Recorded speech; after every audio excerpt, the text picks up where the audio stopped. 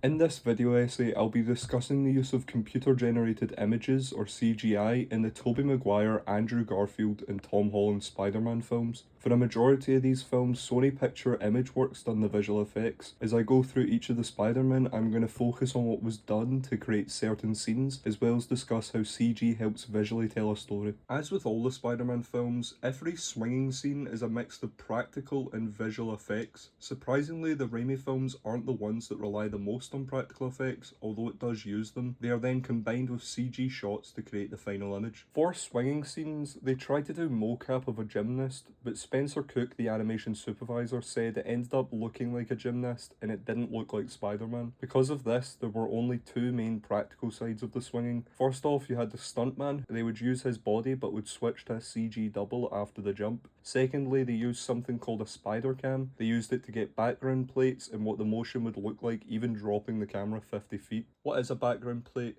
It's the background footage without any actors. This is done so that when CGI artists are painting out wires, they have a reference shot of what should be there. With these plates, the team made a virtual recreation of the city and used a hand-animated Spider-Man model. When it came to how he swung, the team took inspiration from how felines and insects would move. They even looked at the animated Tarzan film to get a sense of the grace the character would be moving with. This is a clear example of how CGI can inform the visuals of a story. The Amazing Spider-Man films are actually the films with the most practical side of the effects to them. This is because outside of the scenes that would be impossible to shoot, most of the swinging scenes are done practically. Take the scene of Garfield in the warehouse swinging. All that was CGI'd out of these shots were the wires. Other scenes, such as the car hanging off the bridge, utilised way more visual effects, such as a blue screen in the hands of the costume and the fire being CGI. This is because this type of shot is something that would be otherwise impossible to shoot. However, with the aid of CGI, we are able to get way more dramatic moments. When it came to Garfield's grand swinging scenes, the shots are almost fully CG. Imageworks said that each pose had to be purposeful and a realistic next step to make. To work this out, they used math and simulated some of the swinging to make sure that Spider-Man never broke the laws of physics. These aspects put together add life to the swinging scenes. Garfield's Spider-Man feels much more alive in how he moves, and this is thanks to the camera cutting a bit more often,